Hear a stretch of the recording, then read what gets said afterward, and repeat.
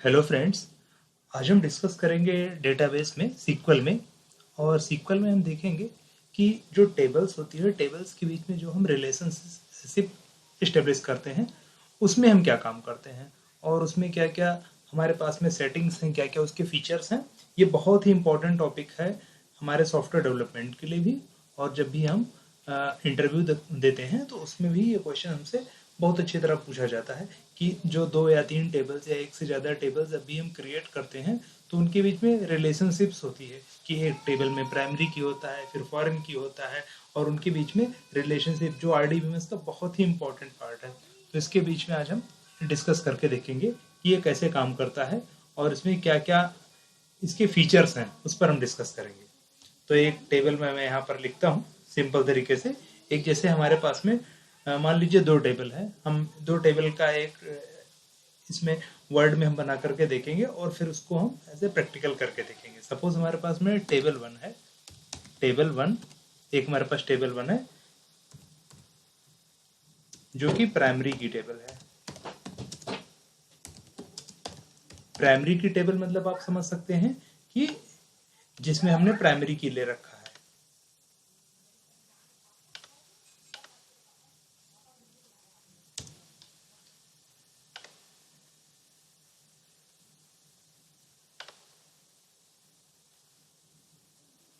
मान लीजिए ले लेते हैं, एक हमने एक टेबल वन ले लिया जो कि हमारी प्राइमरी की है।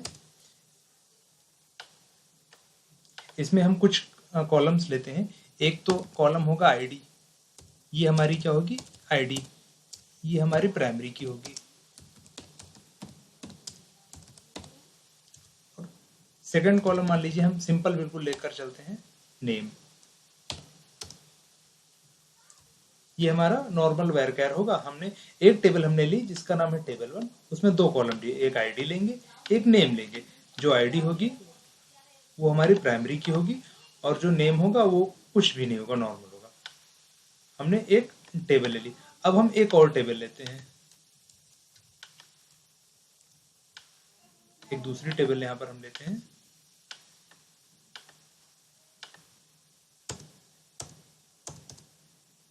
टेबल टू, टेबल टू जो कि फॉरेन की टेबल होगी।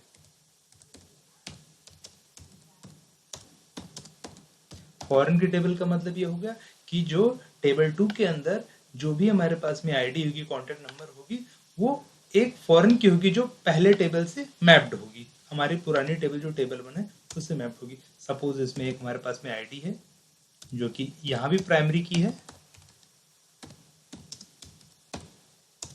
एक दूसरा कॉलम है टेबल वन, इसका हम टेबल वन ले लेते हैं, table one ID. Table one ID लेने का मतलब हो गया कि जो टेबल वन वाली टेबल है उसकी आईडी, ये हमारी क्या होगी, ये हमारी एज ए फॉरेन की होगी टेबल, फॉरेन की टेबल में होगी। और थर्ड हम कुछ भी ले लेते हैं, सपोज इसमें हम डिपार्टमेंट ले लेते हैं, डिपार्टमेंट हमने ले लिया।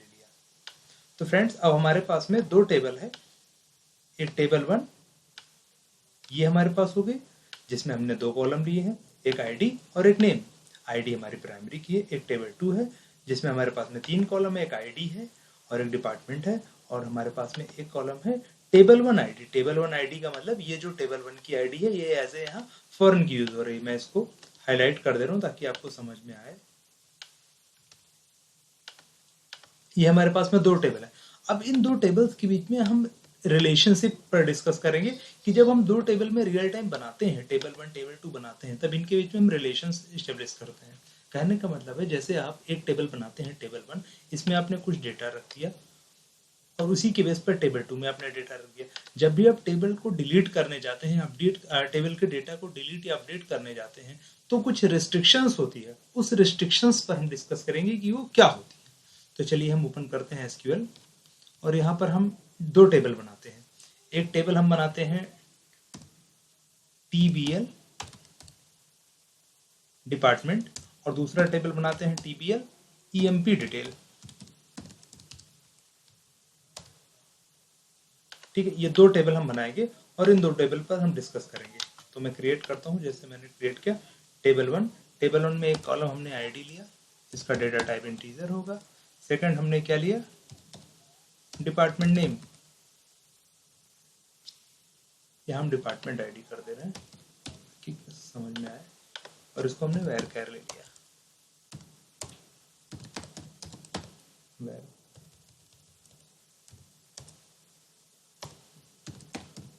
varchar 50। हमने जो डिपार्टमेंट आईडी है उसको प्राइमरी की सेट कर दिया। इसका नाम हम सेव कर दे रहे हैं TBL डिपार्टमेंट डिटेल।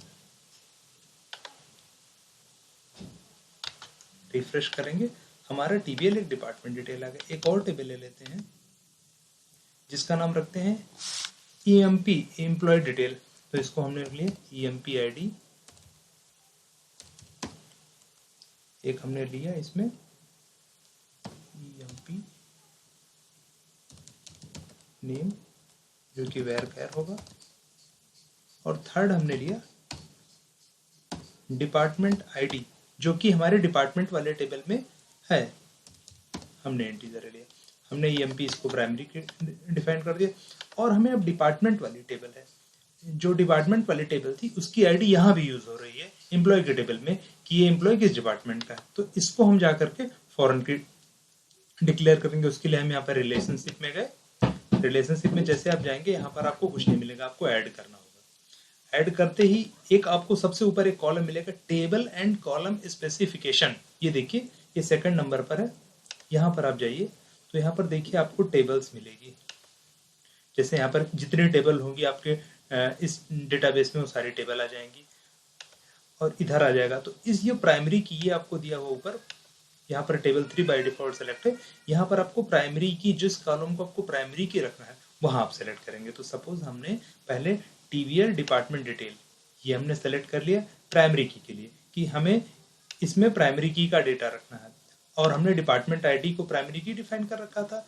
मीन्स आप पहले एक टेबल सेलेक्ट करेंगे जिस टेबल के एक कॉलम को आपको प्राइमरी की डिफाइन करना होगा, और फिर उसी कॉलम को आप एज ए फर्न की यूज करेंगे किसी अनदर टेबल में। तो हमने TBL डिपार्टमेंट डिटेल की डिपार्टमेंट आईडी को एज ए प्राइमरी की ले रखा है, और उसके बाद में दूसरी टेबल है, यहाँ पर हम आएंगे। यहाँ पर हमारे पास में department ID, EMP ID, EMP name, हमें इसी डिपार्टमेंट आईडी को क्या करना है, एज ए फॉरेन की सेलेक्ट करना है। तो देखिए बहुत ही क्लियर लिखा हुआ है, हम सेलेक्ट हमने कर दिया, ओके कर दिया, अभी ऐड होगा। अब फ्रेंड्स इसमें एक बहुत इंपॉर्टेंट चीज है इंसर्ट एंड अपडेट स्पेसिफिकेशन। ये तीन चीज देखिए दी हुई है यहाँ पर, इंसर्ट एंड अपडेट स्पेसिफिकेशन। इसके अंदर एक है डिलीटेड रूल। ये कभी आपने सोचा है डिलीटेड रूल होता क्या है? जैसे इसमें नो एक्शन है, कास्केड है, by default no action select रहता है, इसमें नो एक्शन है, कास्केड है, सेट नल है, सेट डिफॉल्ट। हम इसी पर आज डिस्कशन करेंगे।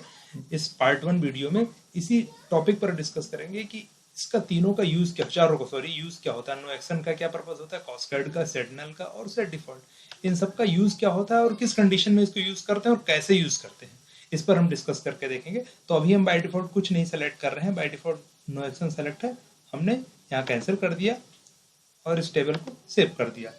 इस टेबल का हमने नाम रख दिया TBL EMP detail.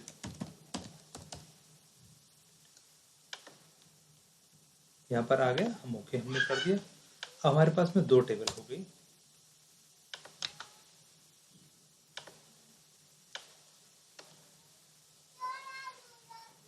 TBL department हम सेलेक्ट करके देखते हैं, अभी इसमें कोई डेटा नहीं है। दूसरा हमारे पास में है EMP डिटेल, इसमें भी कोई डेटा नहीं है। दोनों भी हमारे पास में ब्लैंक है। हम दोनों को में ऐसा करेंगे, अभी दोनों में हम कुछ डेटा की एंट्री कर देते हैं, एक इंसर्ट करा करके कुछ रिकॉर्ड देख लेते हैं। तो हम सबसे पहले TBL डिपार्टमेंट में हम कुछ एंट्री करा कर देखते हैं।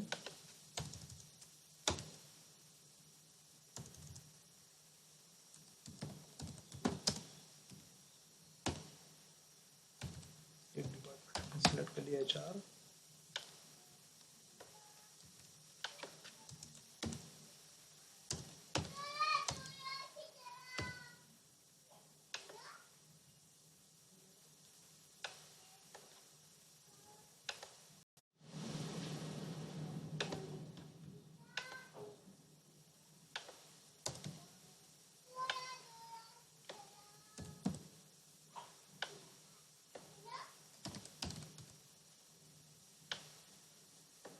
हमने टोटल 3 डिपार्टमेंट लिए हैं।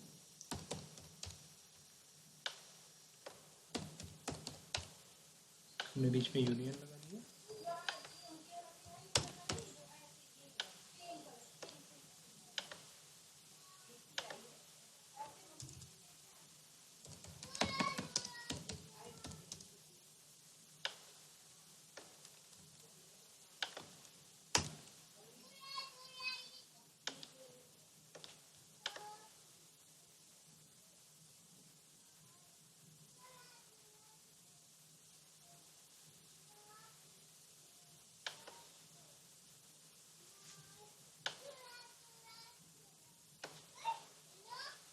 अच्छा देखिए हमने क्या किया, यहाँ पर आईडी नहीं चेंज की, 3 कर दिया हमने। ठीक है, अब इसमें 3 रो की एंट्री हमारे पास में हो गई। अब हम सेलेक्ट करके देख सकते हैं 3 डिपार्टमेंट की एंट्री हो गई, HR, IT एंड सेल्स। अब हम इसी तरह से एम्प्लॉय डिटेल में भी एंट्री करेंगे।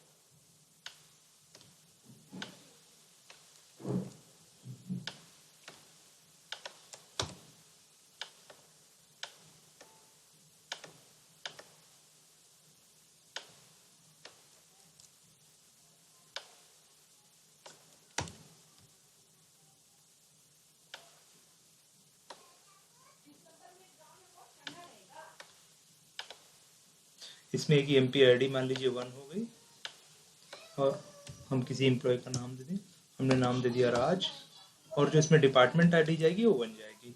फिर हमारे पास में सेकंड है, इसमें हमने नाम दे दिया अमित, इसमें भी डिपार्टमेंट आईडी फर्स्ट जाएगी। ठीक है, थर्ड हमारे पास में नाम हो गया सुरेश, इसमें डिपार्टमेंट आईडी सेकंड जाएगी।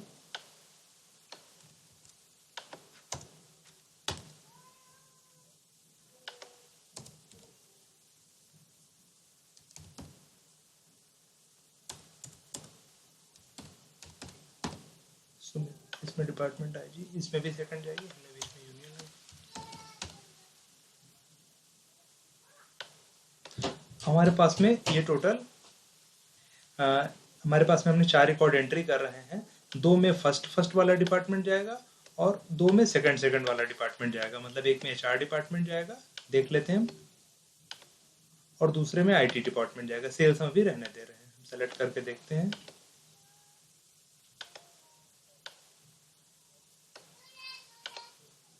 चार रो इसमें एंट्री हो गई, हम देख सकते हैं यहाँ से।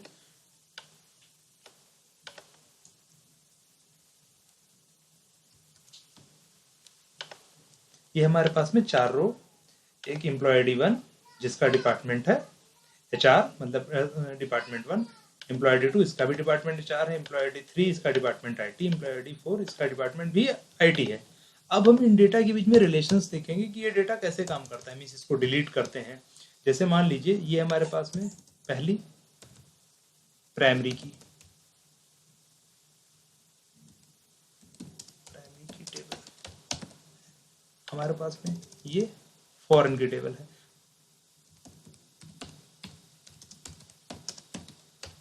हमारे पास में 2 टेबल है, primary key table, foreign key table.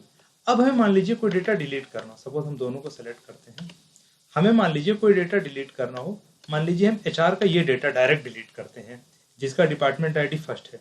तो आप डायरेक्ट प्राइमरी की से डिलीट करेंगे तो डिलीट नहीं करने देगा, ये बोलेगा कि इसका रेफरेंस किसी और टेबल में गया है। अभी मान लीजिए एक टेबल में गया है, इस एम्प्लॉय टेबल में ये डेटा 1 ये पड़ा हुआ है यहाँ पर 2 जगह, तो ये डिलीट नहीं करने देगा। बोलेगा आप पहले इस रेफरेंस टेबल से डिलीट करें, उसके बाद में प्राइमरी टेबल से डिलीट करें, और यही हमें करना पड़ेगा।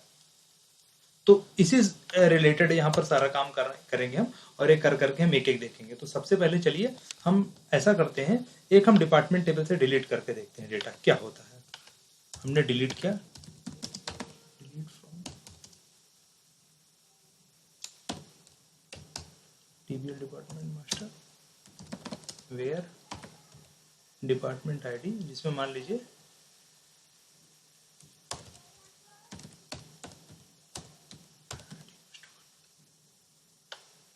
इसकी डिपार्टमेंट आईडी 1 है, हम उसको डिलीट कर रहे हैं। नाम थोड़ा डिफरेंट हो गया, नाम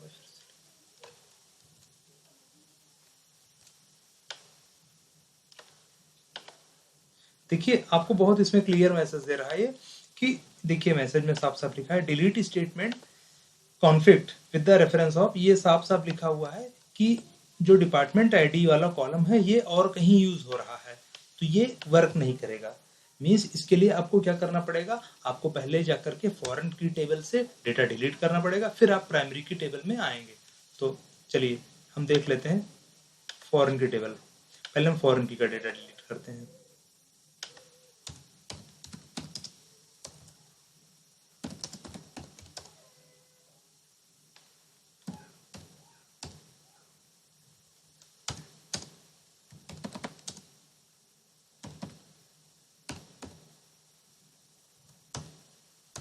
जिसकी डिपार्टमेंट आईडी 1 है उसका डेटा हम यहाँ से डिलीट करके देखते हैं।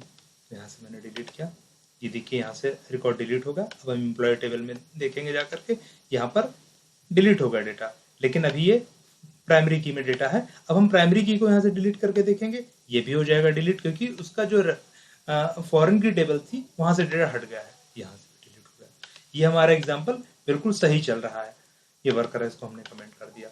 अब हम इसमें डेटा दोबारा एंट्री करके देख लेते हैं। हमने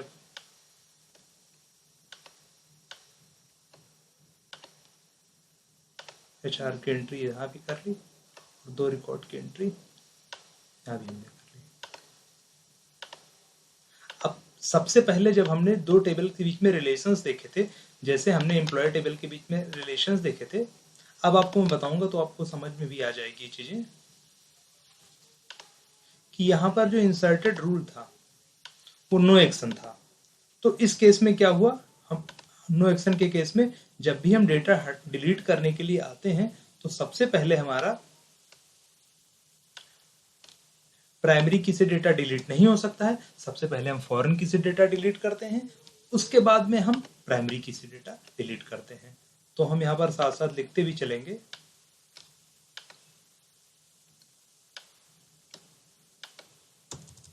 मान लीजिए हमने लिख लिया पहला नो एक्शन।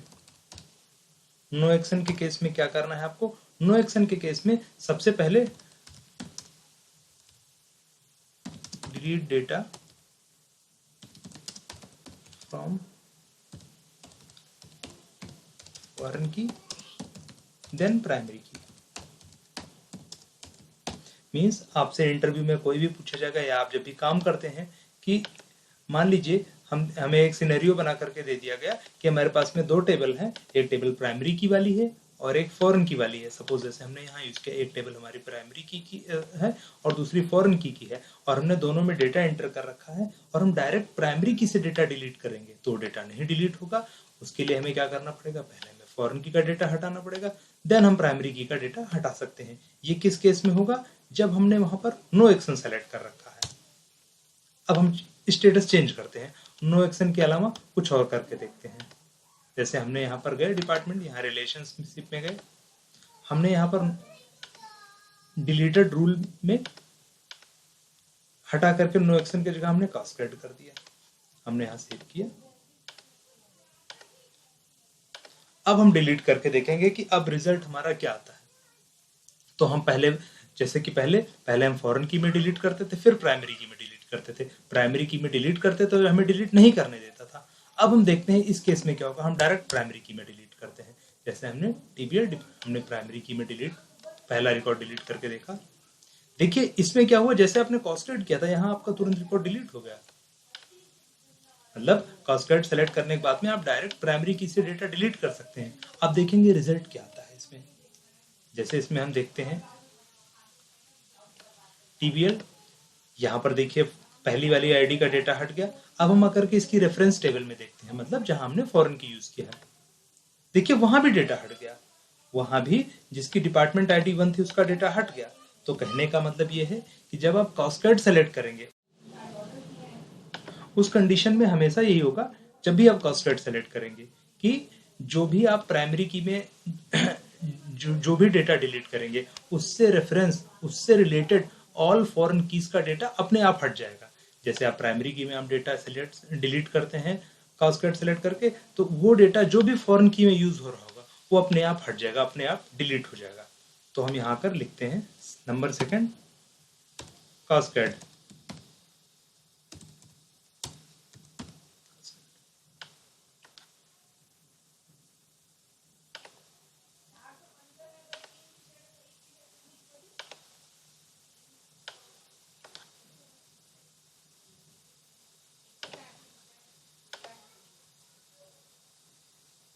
इस केस में क्या होगा,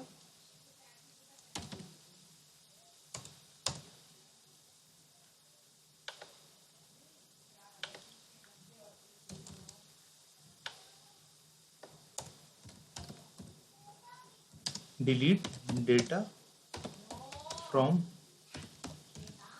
primary key table as well all foreign key table.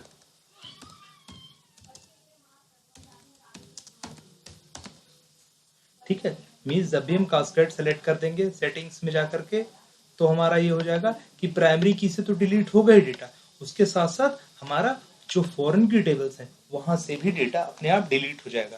तो ये बहुत अच्छा फीचर्स है, आप इसको यूज कर सकते हैं जब भी आप डेटाबेस डिजाइन करते हैं, या जब भी आप इंटरव्यू में आपसे पूछा जा सकता है। ये बहुत इंपॉर्टेंट क्वेश्चन है कि इसमें क्या रूल्स में क्या क्या होता है, तो आप ये पूछ करके देख सकते हैं। अब हम और देखते हैं आकर के, इसमें हम रिकॉर्ड एंट्री कर देते हैं। नेक्स्ट हमें देखना है, इसके लिए हम एक रिकॉर्ड एंट्री इसमें कर देते हैं। इसमें हमने सेम रिकॉर्ड एंट्री कर दिया, 2 रिकॉर्ड हमने और एंट्री कर दिया। अब हम आकर सेटिंग्स में, अब हमारे पास में 2 हो गए, नो एक्शन कास्केड। अब सेट नल के केस में क्या होगा, इसको भी हम यूज करके देखते हैं। यहां हम सेव हमने कर दिया, आपको नाम से ही पता चल रहा होगा सेट नल, तो ऑब्वियस सी बात है आप थोड़ा सा दिमाग लगाएंगे तो बिल्कुल आपको नाम से पता चल जाएगा।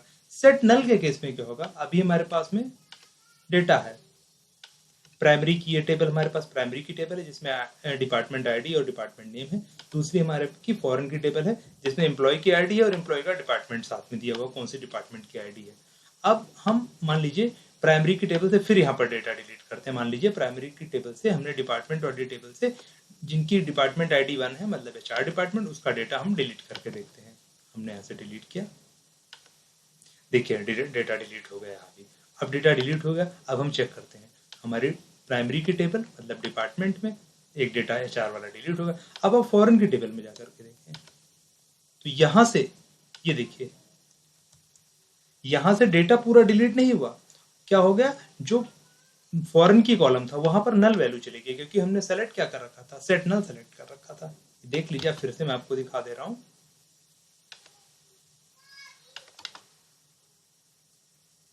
रिलेशनशिप में आप जाएंगे, यहां पर आपने सेट नल सेलेक्ट कर रखा था, थर्ड वाला कॉलम। जब सेट नल सेलेक्ट करेंगे उस केस में आपका क्या हो जाएगा, उस केस में आपका वो पूरा डेटा नहीं डिलीट होगा, जो पर्टिकुलर आईडी होगी फॉरेन की आईडी वो अपने आप नल हो जाएगी। मतलब आप प्राइमरी की से डेटा बिल्कुल डिलीट कर सकते हैं, लेकिन यहाँ पर क्या होगा, जो भी आपका नल होगा वो आ जाएगा। सेट नल मीन्स आपने कर रखा है तो सेट नल आ जाएगा। हम थर्ड यहाँ पर नोट करते हैं,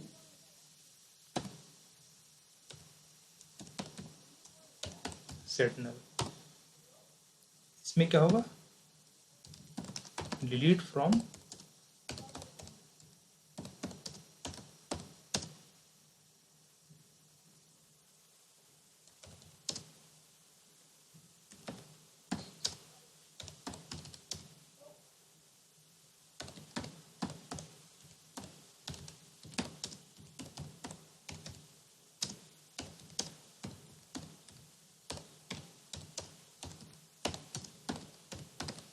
देखिए इसमें क्या होगा, प्राइमरी की से डिलीट हो जाएगा और जो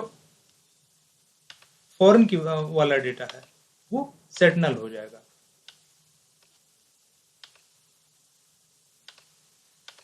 कास्केड में क्या होता था, प्राइमरी की से भी डिलीट होता था, फॉरेन की से डिलीट होता था। नो एक्शन में खाली फॉरेन की आपको पहले डिलीट करना पड़ता था, उसके बाद में प्राइमरी की का डिलीट करना पड़ता था। सेट नल में क्या होगा, इसमें प्राइमरी की का डेटा तो डिलीट हो जाएगा, लेकिन जो फॉरेन की टेबल है उसमें पर्टिकुलर जो कॉलम है वो नल हो जाएंगे। अब हमने 2 देख लिया है, अब हम तीसरा देखेंगे। तीसरे के पहले हम एक काम करेंगे, इसमें डेटा एंट्री हम कर देंगे।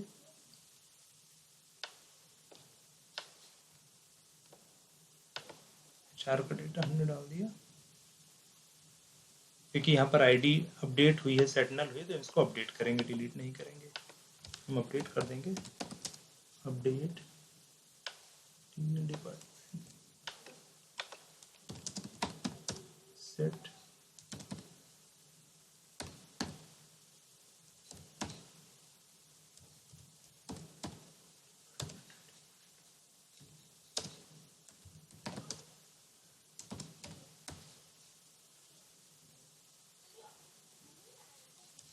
where department ID is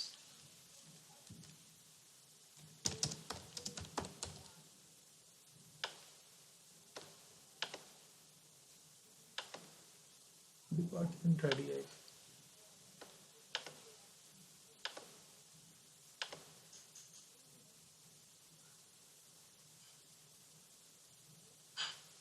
अरे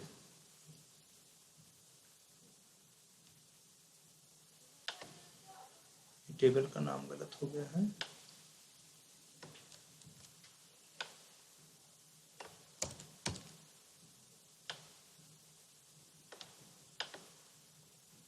अरे डिपार्टमेंट आईडी, आई थिंक ये डिपार्टमेंट आईडी का कुछ स्पेल वगैरह मिस्टेक हो रहा है। ओहो, हमने टेबल का नाम गलत दे रखा है यहाँ पे, डिपार्टमेंट, सॉरी, यहाँ डिपार्टमेंट का एम्प्लॉय। ठीक है, अब ये दोनों हमारे पास में जैसा पहली थी वही सेम कंडीशन हमारे पास में आ गई। अब हम तीसरी कंडीशन अपनी जाकर के करेंगे। यहाँ पर जो लास्ट है इसके रिलेशनशिप में जाकर के डिलीटेड रूल, यहाँ पर सेट नल था पहले, अब हम यहाँ पर डिफॉल्ट कर देंगे। डिफॉल्ट के केस में बस हमें थोड़ा ध्यान रखना है कि डिफॉल्ट के केस में क्या करेंगे, जब भी हम मान लीजिए हमने एम्प्लॉय आईडी यहाँ पर सेट कर रखी है, हमने डिफॉल्ट इसकी जब भी हम टेबल डिजाइन करते हैं तो हम डिफॉल्ट कुछ ना कुछ नाम देते हैं कि कुछ ना जाए तो ये हो जाए। मान लीजिए कोई नाम देते हैं तो जो डिफॉल्ट में हम नाम देंगे वही हो जाएगा। जैसे हमने यहाँ पर डिफॉल्ट में जाकर इसके डिजाइन में जो एमपीआईडी, इसके डिफॉल्ट में हमने नाम दे दिया कि इफ हमारा कोई भी डेटा डिलीट होता है तो डिफॉल्ट में हमारा क्या हो जाएगा, मान लीजिए हमारा 3 हो जाएगा डिफॉल्ट वाइड। अब हमें बस एक चीज का ध्यान रखना है, जो हमने डिफॉल्ट में नाम हमने लिया है या हमें लेना है वो इन तीनों में एग्जिस्ट होना चाहिए। मतलब जैसे आप कोई भी फर्स्ट को डिलीट करते हैं तो डिफॉल्ट वाली वैल्यू बाय डिफॉल्ट चलेगी जो हमने डिफॉल्ट में सेट कर रखा है, लेकिन वो डिफॉल्ट इसी तीनों में से कोई होनी चाहिए, मतलब इस टेबल में एग्जिस्ट करनी चाहिए। अब मान लीजिए आप वहां पर 4 डाल देते हैं तो 4 क्योंकि एग्जिस्ट नहीं करती, प्राइमरी टेबल में 4 कोई आईडी ही नहीं है तो बग आ जाएगी, नहीं होगा। अब इस कंडीशन में क्या होगा, हमने डिफाइन किया है। अब देखिए अभी दोनों टेबल में डेटा, दोनों टेबल का डेटा चेक कर लेते हैं। इसमें हमारे पास में तीनों है 1 2 3 HR department, IT and sales. इसमें HR और सेल्स दोनों के डेटा पड़े हुए हैं। अब हम डिलीट करते हैं जिनका वो डिपार्टमेंट ID 1 है। देखिए डिलीट होगा, डिपार्टमेंट ID 1 है, डिपार्टमेंट ID यहाँ से गायब हो गया। अब हम जाकर एम्प्लॉय में जैसे चेक करेंगे, देखिए एम्प्लॉय में डिपार्टमेंट ID है लेकिन डिपार्टमेंट ID बाय डिफॉल्ट हो गई क्योंकि हमने 3 सेट कर रखा है, बाय डिफॉल्ट 3 सेट कर रखा है तो ये 3 आ गया। हम यहाँ लिख लेंगे 4th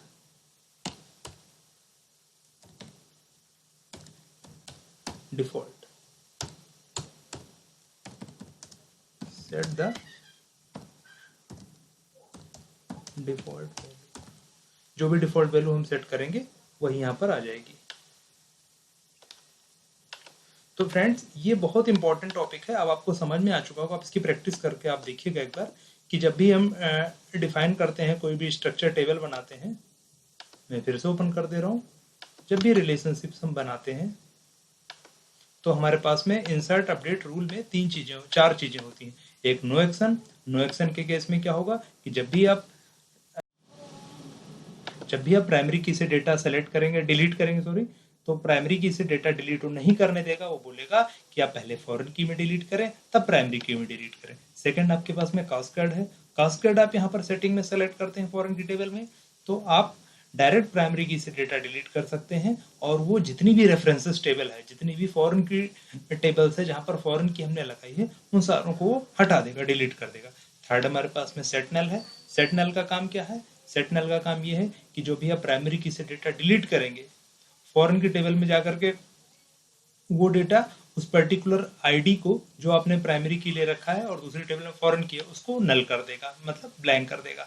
थर्ड हमारे पास में सेट डिफॉल्ट है। सेट डिफॉल्ट में क्या करेगा? जो भी आप प्राइमरी की से डेटा हटाते हैं, डिलीट करते हैं, वो रेफरेंस टेबल में जाकर के, मतलब फॉरेन की टेबल में जाकर के, वो जो भी आप डिफॉल्ट में सेट करते हैं, डिफॉल्ट में जो भी आपने सेट कर रखा है उसको कर देगा। बस सेट डिफॉल्ट में आपको छोटी सी चीज यही ध्यान रखनी है कि जो भी यहाँ पर आप बाइंडिंग्स में डिफॉल्ट में आप लिखते हैं थर्ड में, ये आपकी प्राइमरी की टेबल में ये आईडी होनी चाहिए। मान लीजिए नहीं है, मान लीजिए यहाँ पर 3 है, मैंने इसको 4 कर दिया, सपोज देखिए यहाँ मैंने 4 कर दिया। एक मैं एग्जांपल दिखा दे रहा हूँ आपको। सेव कर दिया। अब मैं डेटा यहाँ से डिलीट करूंगा। मान लीजिए मैं 4 का डिलीट 2 का डिलीट कर दे रहा हूँ, जिसकी आईडी 2 है। अब हमने यहाँ पर ले रखा है डिपार्टमेंट आईडी 2 3 है, और हमारे पास एम्प्लॉय आईडी 1 2 3 4 है। अब हमने यहाँ पर डिपार्टमेंट आईडी 2 को हम डिलीट करें, मतलब आईटी वाला डेटा डिलीट करें, ये दोनों डेटा डिलीट हो जाएगा। ये जो हमारे पास में, ये दोनों हमारे पास डिलीट हो जाएगी। डिलीट होने के बाद में हमने क्या कर रखा है? हमने सेट में कर रखा है कि डिपार्टमेंट आईडी 4 हो जानी चाहिए, लेकिन हमारे पास में 4 यहाँ अवेलेबल नहीं है। हम यहाँ पर देख लें एक बार।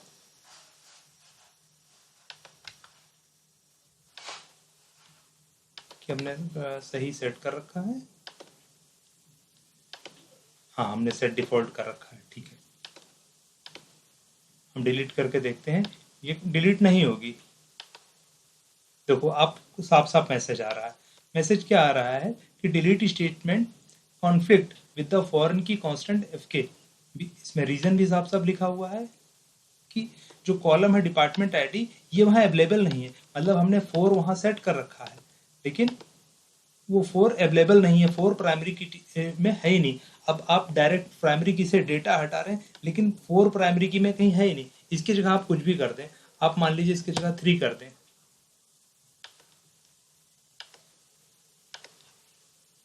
तो देखिए यहाँ पर जो डिपार्टमेंट आईडी है, यहाँ पर 3 है, अवेलेबल है। अब आप डिलीट करेंगे तो आपका डिलीट हो जाएगा डेटा। देखिए आपका डेटा डिलीट हो गया। आपके जहां पर 2 रहा होगा वहां 3 हो जाएगा। यहाँ से डेटा डिलीट हो गया। और थर्ड, जो भी हमारे पास में, देखिए ये दोनों हमारे पास में कॉलम 3 हो गया। तो ये बहुत इंपॉर्टेंट टॉपिक है फ्रेंड्स, और इसको आप अच्छे से देखें। जैसे जो 2 टेबल्स के बीच में रिलेशनशिप होती है, उनके बीच में नो एक्शन का क्या यूज है, कास्केड का क्या यूज है, सेट नल और डिफॉल्ट, इन चारों का बहुत इंपॉर्टेंट आप डेटाबेस डिजाइन करते हैं तो यूज पड़ता है, जरूरत पड़ती है, और इंटरव्यू में भी हमसे पूछी जाती है। ये बहुत छोटी चीजें हैं, लेकिन कई बार हम इसमें फंस जाते हैं। तो प्लीज आप इसको प्रैक्टिस करके देखेंगे तो बहुत अच्छा इसमें रिजल्ट आएगा। Okay friends, thank you so much video watch करने के लिए। Thank you.